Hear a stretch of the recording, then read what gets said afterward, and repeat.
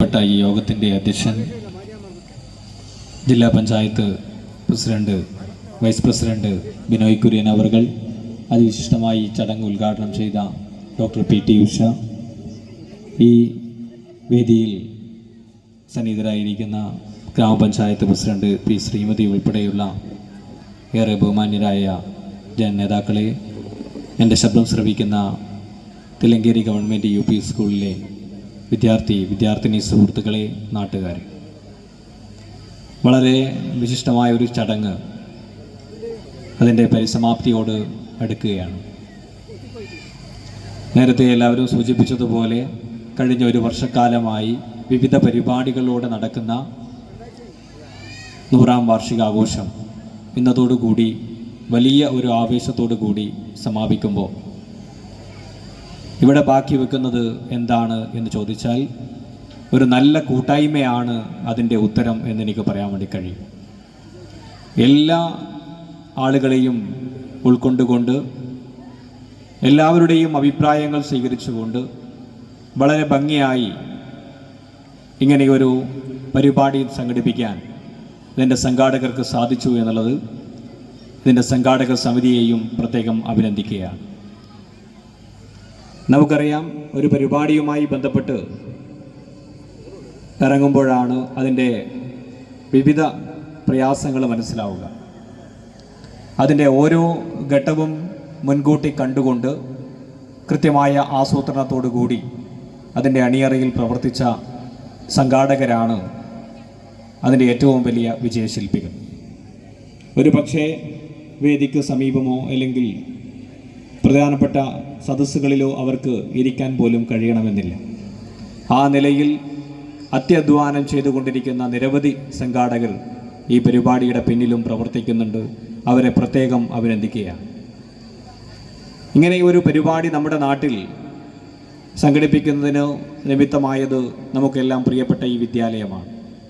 100 വർഷക്കാലം കൊണ്ട് പതിനായിരങ്ങളാണ് നാടിൻ്റെ വിവിധ മേഖലകളിലേക്ക്, ലോകത്തിൻ്റെ വിവിധ ഇടങ്ങളിലേക്ക് എല്ലാം ജോലി ആവശ്യങ്ങളുമൊക്കെയായി മുന്നോട്ട് പോയിട്ടുള്ളത്. അവർക്കും മനസ്സുകൊണ്ട് ഇന്ന് ഇവിടെ എത്തിയിരിക്കുകയാണ്. ഇവിടെ എത്താൻ സാധിക്കാത്ത ആരുമുണ്ടാവുമെന്ന് നാം കരുതുന്നില്ല. തൻ്റെ പ്രിയ സ്കൂളിലേക്ക് ഒരു വട്ടമെങ്കിലും കടന്നു വരണമെന്ന് ആഗ്രഹിക്കാത്തവരാരും ഉണ്ടാവില്ല എന്ന് തന്നെയാണ് നമ്മുടെ എല്ലാം അനുഭവം. തീർച്ചയായും ഈ ഗവൺമെൻറ് UP സ്കൂൾ തില്ലങ്കേരിയിൽ കഴിഞ്ഞ കാലങ്ങളിൽ നിന്ന് ഇന്ന് ഇവിടെ വരെ എത്തി നിൽക്കുമ്പോൾ 100 വർഷക്കാലം കൊണ്ട് ഉണ്ടായിട്ടുള്ള മാറ്റങ്ങൾ വലിയ മാറ്റങ്ങളാണ്. ചെറിയ ഒരു സംവിധാനത്തിൽ നിന്ന്, നേരത്തെ പറഞ്ഞതുപോലെ മണലാടി എന്ന് പറയുന്ന ഒരു പ്രത്യേക സ്ഥലത്ത് നിന്ന്, ഒരു വീട്ടിൽ നിന്ന് ഇന്ന് ഇവിടെ ഈ മനോഹരമായ കെട്ടിടത്തിലേക്ക് എത്തി നിൽക്കുമ്പോൾ അതിൻ്റെ നാൾവഴികൾ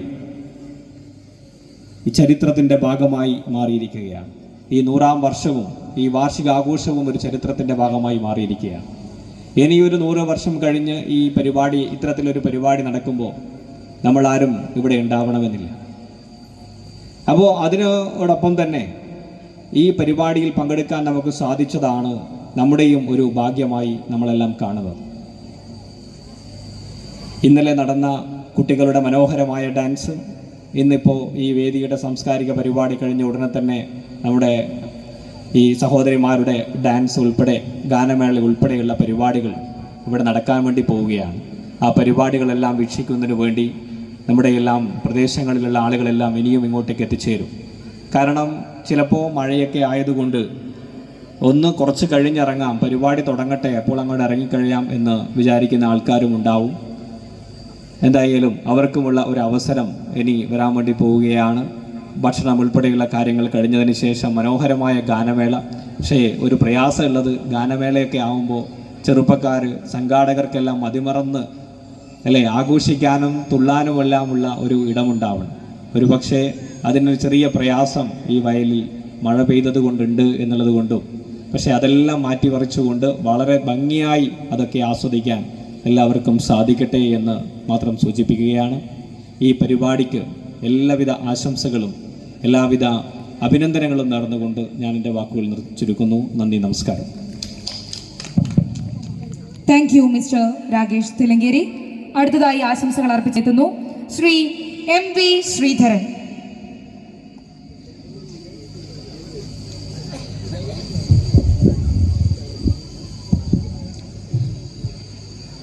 ബഹുമാനപ്പെട്ട അധ്യക്ഷൻ, ഈ സാംസ്കാരിക സമ്മേളനം ഉദ്ഘാടനം ചെയ്ത ബഹുമാനപ്പെട്ട MP, വേദിയിലും സദസ്സിലുമായിരിക്കുന്ന മറ്റ് വിശിഷ്ട വ്യക്തികളെ, സുഹൃത്തുക്കളെ, സാധാരണഗതിയിൽ വലിയൊരു പരിപാടിക്ക് മുന്നിൽ നടക്കുന്ന ഇത്തരത്തിലുള്ള ഒരു സാംസ്കാരിക സമ്മേളനം പൊതുവെ നമ്മുടെ ഗാനമേളയൊക്കെ കാണാൻ വരുന്ന ആളുകൾക്ക് ഇത് എത്രയും പെട്ടെന്ന് തീർന്നാൽ മതി എന്ന് കരുതുന്നുണ്ടാവുമെന്ന് എനിക്കറിയാം. അതുകൊണ്ട് തന്നെ ഈ വിദ്യാഭ്യാസവുമായി ബന്ധപ്പെട്ട മറ്റ് വിദ്യാഭ്യാസ ഇന്നത്തെ നയമോ സംസ്ഥാനത്തിൻ്റെയോ കേന്ദ്ര ഗവൺമെൻറ്റിൻ്റെയോ അത്തരത്തിലുള്ള വിദ്യാഭ്യാസ നയമോ അത്തരം കാര്യങ്ങളൊന്നും സംസാരിക്കാൻ ആഗ്രഹിക്കുന്നില്ല. ഈ വിദ്യാലയത്തിലെ പൂർവ്വ വിദ്യാർത്ഥി എന്നുള്ള നിലയിൽ ഒരു 40-45 വർഷങ്ങൾക്ക് മുമ്പ് ഇവിടെ പഠിച്ചിറങ്ങിയ ഒരു വിദ്യാർത്ഥി എന്നുള്ള നിലയിൽ ഇവിടെ ആശംസ പറയാൻ ക്ഷണിക്കുമ്പോൾ 1-2 വാക്ക് പറയാതെ പോകുന്നത് ശരിയല്ല എന്ന് തോന്നിയുകൊണ്ടാണ് ഈ വൈകിയ വേളയിലെങ്കിലും ഇവിടെ എത്തിച്ചേർന്നിട്ടുള്ളത്. ഇന്ന് ഈ വിദ്യാലയം കാണുമ്പോൾ വളരെ അസൂയയോടും അതിലേറെ കൗതുകത്തോടും കൂടി കാണുന്ന ഒരു വ്യക്തിയാണ് ഞാൻ. വാണിവിലാസം LP സ്കൂളിൽ നിന്ന് 5ാം ക്ലാസ് കഴിഞ്ഞ് ഇവിടെ 6ാം ക്ലാസ്സിലേക്ക് ചേരാൻ വരുമ്പോൾ 2-3 ഓടിട്ട കെട്ടിടങ്ങളിൽ നിന്ന് 5ാം ക്ലാസ് വരെ പഠിച്ച് ഒറ്റ ഷെഡുള്ള 7ാം തരം വരെയുള്ള ഒരു വിദ്യാലയത്തിലേക്ക് എത്തിച്ചേരുമ്പോൾ വലിയൊരു അത്ഭുതം തന്നെയായിരുന്നു. ഇവിടെ എങ്ങനെയാണ് ഇവിടെ ഇരുന്ന് 1ാം ക്ലാസ് മുതൽ 5ാം ക്ലാസ്